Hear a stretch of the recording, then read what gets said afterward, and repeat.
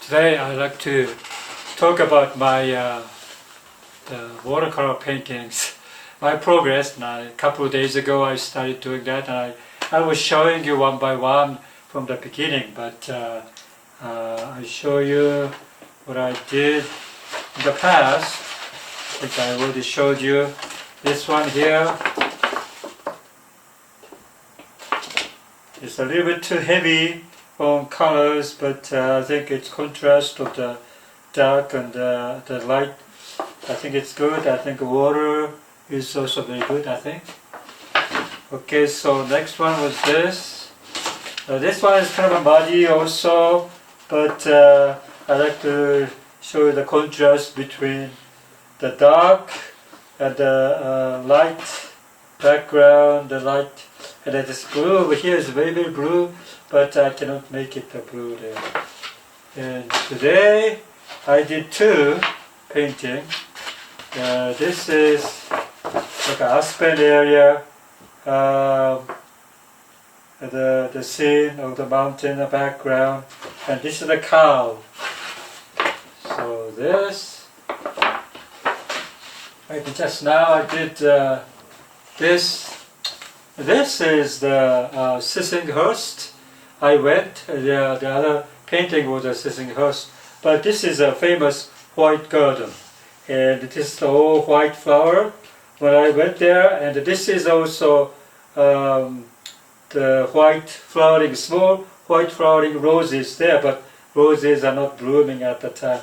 So I took a picture like this, and wow, you know, I don't know how I can make it to a painting, but I eliminated all the peoples, and if I'm satisfied with this.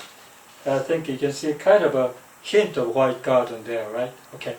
Yeah, so anyway, so yeah, art is very good in if you have time to do it, because it's creative, and regardless what you know your skill level is, I think it's very satisfying. I think that's why the painting became a therapeutic.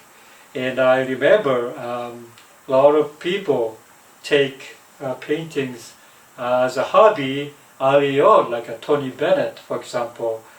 He did a lot of painting, and a lot of also the actors and actresses did the painting as a hobby. Winston Churchill, when he got retired, he avidly painted. I think his work is still exhibited somewhere in Britain, some museums and stuff.